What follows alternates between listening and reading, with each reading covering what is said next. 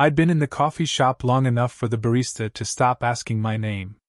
She just slid the cup across the counter now. No small talk, no sharpe. That's what happens when you become a regular somewhere. You turn into part of the furniture. Most mornings, it was just me, my laptop, and a cracked pair of headphones. A routine, not a life. I didn't think much of it until she started showing up. She wasn't hard to notice. Not loud, not dressed for attention, just present. Dark hair tied back, loose sweater, glasses she kept adjusting on the bridge of her nose like she didn't really need them but wore them anyway. Older. Mid-40s, maybe? She read while her coffee cooled. Always the same corner table, back against the wall, a laptop bag that looked heavier than it should. The first time our eyes caught, it didn't last. She glanced up, I looked away, then back, then away again. That's how it started, a stutter of glances, nothing more. Next time, she noticed my cup. "You always get the same thing?" she asked when I passed by her table on the way out. I shrugged. "Habit." She smiled, small and knowing. "You look like someone who lives in habits." It should have been nothing, but it stayed with me. The way she said it, not teasing, not judging. Like she'd been watching long enough to know. From then on, there were little exchanges. A shared nod when the shop got too loud with students. Her holding the door when I came in with my hands full. Once, when I forgot my charger, she slid hers across without asking. I noticed the small things. The way she tucked her hair behind her ear when she laughed under her breath. The way her thumb traced the rim of her cup when she was thinking. Sometimes I caught myself staring too long at her hands. They were steady, deliberate. Like everything she did carried weight. And me? I was 22 and had the restless kind of loneliness that fills the pauses between songs. I typed messages I didn't send. Scrolled through photos I didn't post. It wasn't drama, just silence. Too much of it. So when she said one afternoon, "You live close, don't you? Down the street?" I answered before I could think. "Yeah. A couple of blocks." Her Wi-Fi was acting up, she explained. She worked from home and it kept cutting out. "It's probably nothing," she said, half embarrassed, eyes flicking down toward her hands again. "But you look like someone who knows how to fix things." That night, I thought about it longer than I should have. It wasn't the Wi-Fi. It was the way she asked, careful, but not cautious. Like the invitation was hanging in the air and I could either ignore it or breathe it in. I almost typed a message back, "Sure, I can come by tomorrow." I deleted it. Then typed it again. Then left the phone face down on the table, the screen still glowing. When I finally picked it up, her name was already there. A new text waiting. "If you have time, come by tomorrow. No rush. Just, it would help." I read it 3 times before setting the phone down. And for the first time in weeks, I didn't feel like a piece of furniture. Her house was quiet in a way that felt deliberate. No TV hum, no music drifting from another room. Just the low buzz of a faulty router on the shelf and the smell of steeping tea. She set a mug down for me while I crouched by the modem. "I'm not really good at this kind of thing," she admitted, tucking her arms across her chest like it was a confession. I glanced up. "It's just wires. Anyone could figure it out." She shook her head. "Not me. I just shut it off and hope it sorts itself out." The way she said it made me think she wasn't just talking about Wi-Fi. I got the router blinking again, but I didn't leave right away. She offered me tea, and it seemed rude to refuse.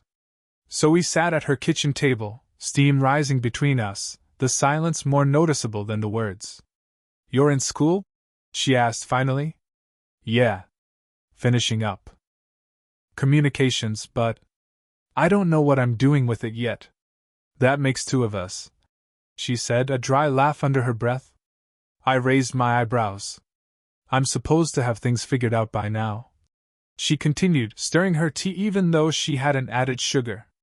"Divorced at 44, working from home so I don't have to explain myself at office parties. That's not how you imagine your life turning out." It was more than I expected her to share. and I didn't know what to say back. I just nodded, tracing the rim of my mug with a finger. I don't know why I told you that, she added quickly. Maybe, I said, because you wanted someone to hear it. The words left me before I thought them through, and they lingered in the space between us. She didn't answer. She just looked at me, a look I felt in my chest more than anywhere else. That's when the doubts started. What was I doing here? 22, drinking tea in a quiet kitchen with a woman who'd lived entire decades I hadn't touched. I imagined what my friends would say, or hers. I imagined the awkwardness of running into her at the coffee shop after this, pretending it didn't mean anything. But then she reached across the table, not far, just enough to steady the spoon that was rolling toward the edge from my restless hand. Her fingers brushed mine, light, nothing at all. And yet, something tightened in my throat. I pulled my hand back a second too late, leaving the air warmer than it should have been. I don't know why that moment stayed with me. Maybe because it felt like someone finally saw me. I started going by her place more often. Sometimes it was an excuse. Her printer jammed, a box too heavy to lift, a garden hose leaking. Small things that didn't need me, but she let me help anyway. It felt easy until it didn't. One evening, I was untangling cords behind her desk when I heard footsteps in the hall. She stiffened before I even turned. A voice called out, a neighbor, dropping something off. The kind of voice that knows you don't belong. She thanked them quickly, too quickly, closing the door with a little slam. Then silence.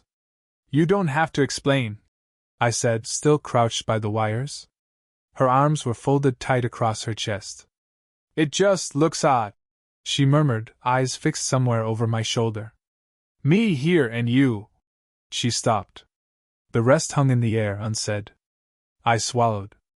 I can stop coming by, if that's what you want. Her gaze finally met mine. Too long. Too sharp. That's not what I said. But she didn't move closer either. The room felt smaller, like the air had been pressed into the corners. Later, she poured 2 glasses of water instead of tea. Hands careful, like she was avoiding mistakes. I noticed the way her thumb lingered on the rim of my glass before sliding it across. A pause that meant nothing. Or everything. We sat. The clock ticked too loud. Her knee brushed mine under the table. Accidental, I told myself. But she didn't move it away. I should have said something, anything. Instead, I studied the condensation running down my glass, tracing circles with my fingertip. My chest tightened. She cleared her throat. You remind me of someone I knew when I was your age. I looked up. Not in a bad way, she added softer. Just full of restlessness. Like the world hasn't decided what to do with you yet. The words were meant as casual. But they caught in me, heavy, like she'd seen more than I wanted her to. I opened my mouth to answer. To admit something. I don't know what. That I noticed her hands, that I thought about her at night, that I wanted to lean across that table and... But the sound of a phone buzzing broke it. Her phone, face down on the counter. She reached for it too quickly. The moment snapped. She glanced at the screen, then set it aside without explanation. Work, she said flatly, though her eyes didn't match her voice. We finished our water in silence. When I left, she walked me to the door. Her hand hovered at my back as I stepped out, not touching, not quite. Just there. Close enough that if I turned, if I leaned back even slightly, but I didn't. Neither did she. The door clicked shut, and my chest was still pounding. We ended up walking one evening, either of us planning it. I was heading back from the store, a bag of groceries cutting into my hand, when I saw her locking her front gate. She hesitated, then fell in step beside me. It was late enough that the streets were empty, just porch lights flicking on one by one. The bag crinkled with each step. Her hands were tucked deep into her sweater sleeves. You disappear sometimes, she said finally. Not accusing, just observing. I get busy. She gave a small nod. Or you decide I'm not worth the trouble. I stopped walking. That's not it. Her eyes slid away, to the sidewalk, the dark trees lining the street. The bag felt heavy, my grip unsteady. You think I don't want to be here? She didn't answer. We walked again, slower this time. At the corner bench, the one by the broken streetlight, she sat down. I set the groceries at my feet and sat too, the space between us deliberate, sharp. After a while, she spoke again. When you're around, I forget the years. Her voice was so quiet I almost missed it. But then I see your face, and I remember.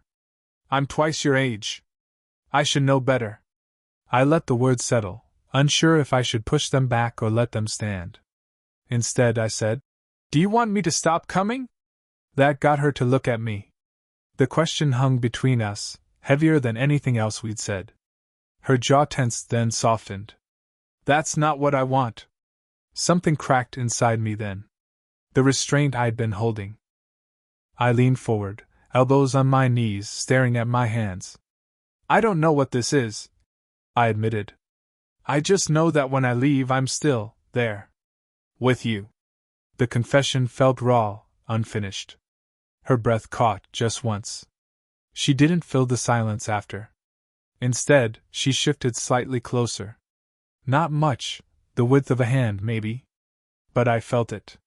She reached out, hesitated, then pulled back before her fingers touched my arm. We sat like that, on the edge of something I couldn't name. The groceries sagged at my feet, the night air cool against my skin. Her eyes held mine too long, again. There was a question in them this time, unspoken but burning. I almost answered it. Almost leaned in. But then she whispered, What do you think happens if we don't stop? The words hit harder than any touch. And I didn't have an answer. For a week, she wasn't at the coffee shop. No corner table, no heavy bag at her feet, no half smile when our eyes caught across the room. Just empty space where I'd gotten used to seeing her. I told myself it was nothing. People get busy. People change routines. But when I walked past her house, the blinds were drawn. Lights off. On the fourth day, I almost knocked. Groceries in my hand again, standing on her step like it was any other evening. I raised my fist, then let it fall. It felt like intruding. Like pushing against something fragile. When she finally texted, it was short. Sorry, been swamped. Hope school's good. Not wrong. Just colder. I typed out, Do you want me to stop coming by? Deleted it. Typed I miss our walks. Deleted that too. Instead, I sent nothing. The next time we saw each other, it was at the shop again. She looked different, not physically, but in the way she carried herself. Guarded, like she'd pulled something back inside. She waved when she saw me, a polite wave, the kind you give a neighbor. When I sat down across from her, she hesitated before closing her laptop. I should have told you, she said. Her fingers knotted in the edge of her sleeve. My son came back for a while. From college. He stays with me sometimes. I nodded, though my chest tightened. She didn't look at me. He's only a year younger than you, she added. It just complicated things. In my head. The words landed heavy, even though they weren't meant to cut. I stirred my coffee, though I hadn't added sugar, just to keep my hands busy. We didn't stay long. She closed her laptop, I packed my bag. Walking out, I almost reached for her shoulder, just to remind her I was there. But she kept her arms folded across her chest, and the gesture stayed in my pocket. That night, I opened my phone again. Typed, It doesn't matter to me. About your son. About the age. Stared at it until the screen dimmed. I didn't hit send. I didn't feel heartbroken. I felt paused. Like life forgot to finish the sentence. It was late when I saw her porch light still on. I hadn't meant to stop, but my feet took me there anyway. Groceries again, though this time just an excuse. A carton of milk I didn't need, a loaf of bread I wouldn't finish. She opened the door halfway, surprise in her eyes, then something softer. You're out late, she said. I lifted the bag like proof. Forgot a few things. She stepped aside without asking, and suddenly I was in her kitchen again. It looked the same, the kettle on the stove, the small pile of unopened mail, but the air felt heavier. She poured tea without asking, sliding a mug toward me. Neither of us spoke until the steam thinned. Finally I said, "You didn't have to pull away." Her hands froze around her cup. "I thought I did," she said quietly. "I thought I was being responsible." The word hung between us like something brittle. "I don't need responsible," I said. "I just need honest." She let out a breath that sounded closer to a laugh, but not quite. "Honest would be saying that I think about you too much. That when you're here, I forget myself." The confession landed like a stone in water, ripples spreading. I wanted to answer right away, but my throat tightened. Instead, I set my hand on the table, flat open. Not reaching, just there. Her eyes flicked to it, then back to mine. She looked tired, but not from the day. From holding too much in. "I can't promise this goes anywhere," she whispered. "I can't promise it won't hurt." I swallowed hard. "I'm not asking for promises." The words came out rough, almost breaking. For a long moment, neither of us moved. The clock ticked. Somewhere outside, a car door slammed. Then she slid her hand across the table, slow enough that I could have pulled away. I didn't. Her fingers rested on mine, light, hesitant, but real. The smallest connection, but it was enough to change everything. We didn't kiss. We didn't make declarations. We just sat there, her hand on mine, the kettle cooling on the stove. When she finally spoke again, it was one word. "Okay." I nodded, my chest unsteady. And for the first time, it felt like the silence belonged to us, not against us. Time didn't shift all at once. It just bent slowly, like light through glass. Some mornings, she was back at the coffee shop. Same corner, same heavy bag, the same habit of letting her cup cool untouched. I'd walk in, and she'd glance up, already knowing my order: black coffee, no sugar. Sometimes she'd mouth it before the barista called my name. We never made a show of sitting together, but somehow, the seat across from her was always free. Other days, it was her kitchen again. Tea steeping. The clock ticking too loudly. The kettle cooling on the stove while we sat in the kind of silence that didn't need fixing. She never apologized for pulling away that week. I never asked her to. That pause became part of the rhythm, like the rests between notes. One night we ended up back at the bench by the broken streetlight. She brought her thermos, still warm, and handed it to me first. "Not too late for tea?" she asked. "Never too late," I said, and she smiled in a way that reminded me of the first time she'd slid her charger across the table in the coffee shop, like she was offering more than what it seemed. There were still gaps. She worked late sometimes. I got caught up with school. Weeks passed without long talks, just brief check-ins, small waves across the street. But then 8:47 a.m. would come, her leaving for groceries, me heading out for class, and we'd fall into step together for a block or two. Not dramatic. Just steady. I think that's what made it feel real. No declarations, no promises we couldn't keep. Just small choices, over and over, to keep showing up. One evening, she set her hand lightly on mine while we were rinsing dishes. No build-up, no reason.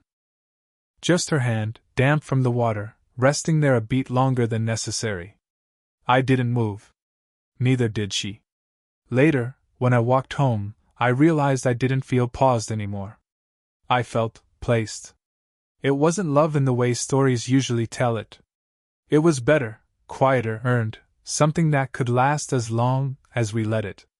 And if anyone else asked what it was, I don't think I could explain. But when she looks at me over the rim of her cup, steam curling between us, I know we're answering the same unspoken question. Did this story stay with you? What kind of quiet, real love stories do you want to hear next?